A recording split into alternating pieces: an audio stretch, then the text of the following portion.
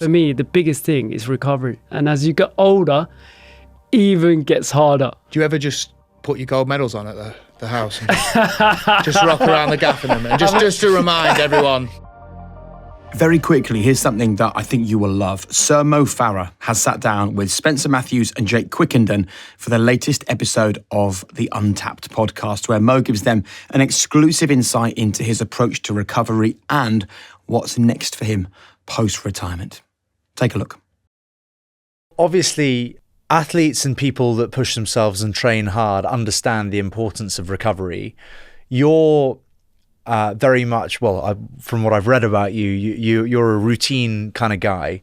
Would you agree, of course, that recovery is important, firstly, in bettering yourself? And what measures would you take to recover? For me, the biggest thing is recovery.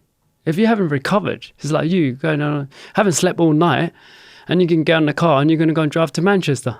How? You will get there. You might have to stop a couple of times. You don't know how I got there. But you will stop a couple of times, but you're going to feel it. Yeah. And again, it's the same with the body. You got to recover. You got to eat well. You got to look after your body. It's like, for me, sleep was important and recovery. It's like ice bath, make sure you get good massage, make sure you see physio and stay on top of it. And as you get older, even gets harder. And you might be able to get away before where you had a little niggle.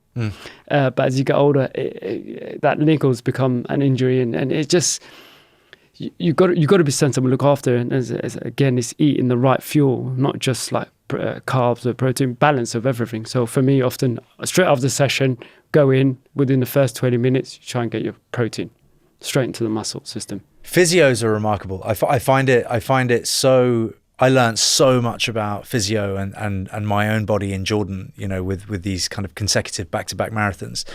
And I would get these niggles that, in my opinion, were race-ending. Yeah. Like the most painful, screaming in agony, kind of can't put your foot on the floor type stuff, and my incredible physio, Johnny, would come in and say, your laces are a little too tight. Just undo your laces a bit, like loosen your shit. And I was like, Johnny, you don't get it. Like that's not going to do anything. Like I feel like I have a torn, tendon or whatever.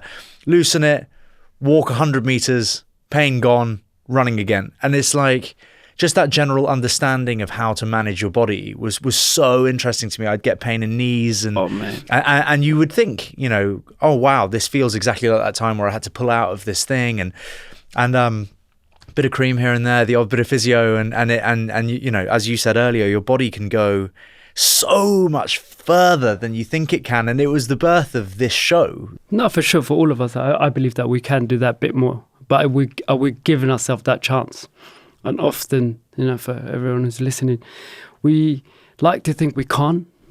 It's just the way we think. Do you know what I mean? If you don't take that approach, how are you meant to know? I'm one of these guys. I'll take that approach and see it.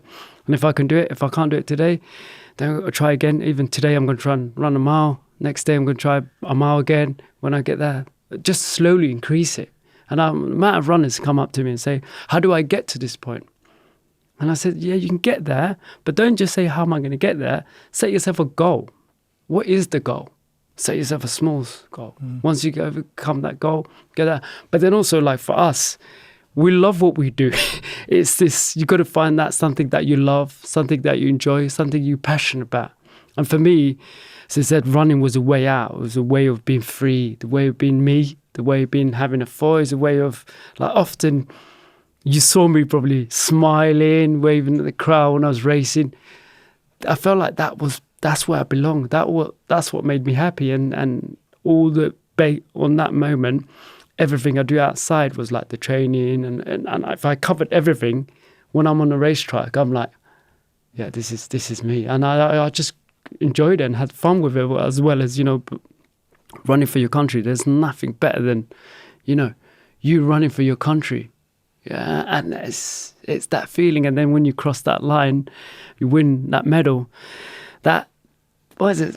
Less than 10 seconds of a moment where you go, that feeling. That's then what you search in each race you go into, a next race and the next race. And I'll never forget the moment in 2012.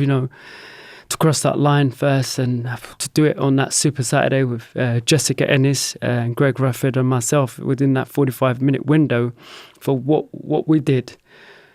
And whenever I was having doubts, whenever I was questioning myself, I would go back to that memories and go, remember when you're looking across to my left, to my right and seeing the crowd and that Union Jack everywhere. And I think, as I said, I was just lucky, to have the moments in London where you grew up.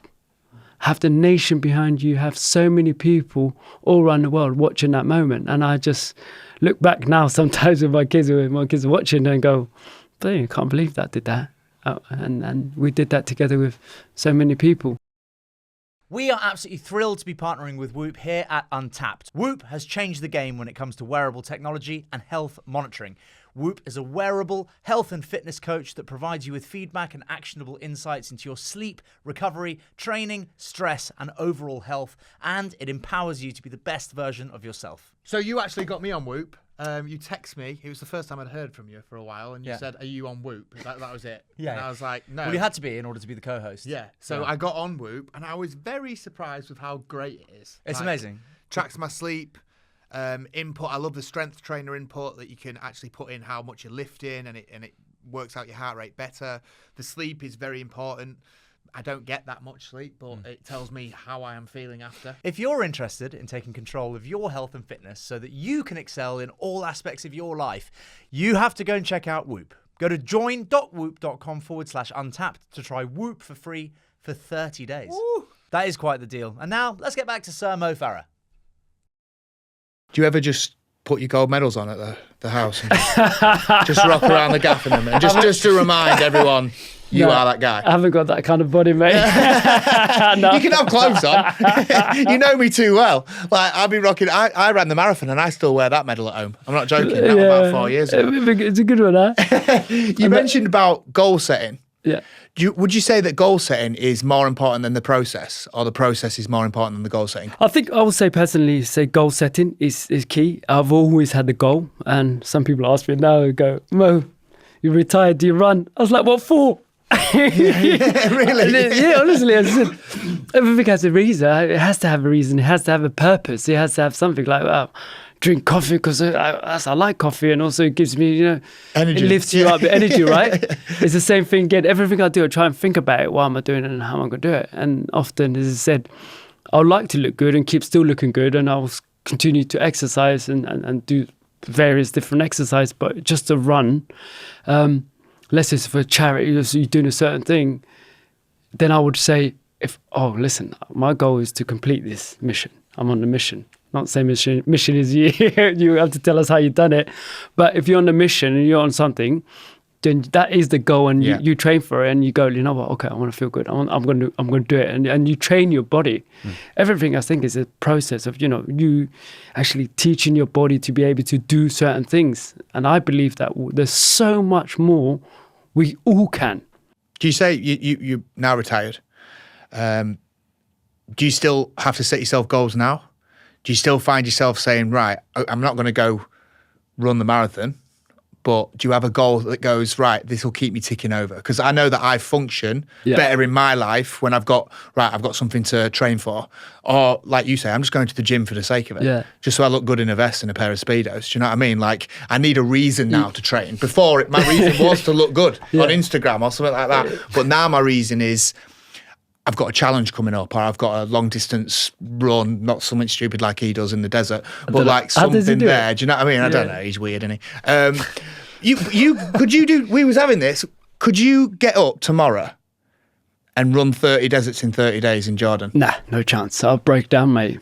I'm not sure. I'll break down, honestly. I don't think, Take it. I don't think it's true, though. I think you're obviously more than physically capable of achieving what I did. A part of me, and I'm not just trying to sound modest, I think that there are tens of thousands of people that can achieve the physical element of what we achieved. I actually felt I felt really privileged being able to be there and do that. Well, I hope you enjoyed that clip. You can see, of course, the full episode on the Untapped YouTube channel. And if you haven't already checked out what's on their YouTube channel, there's loads of great stuff, including high-energy conversations with guests like Molly McCann, Alex Honnold, and Richard Riakporhe. You can just scan the QR code right here or click the link below to check out Untapped on YouTube.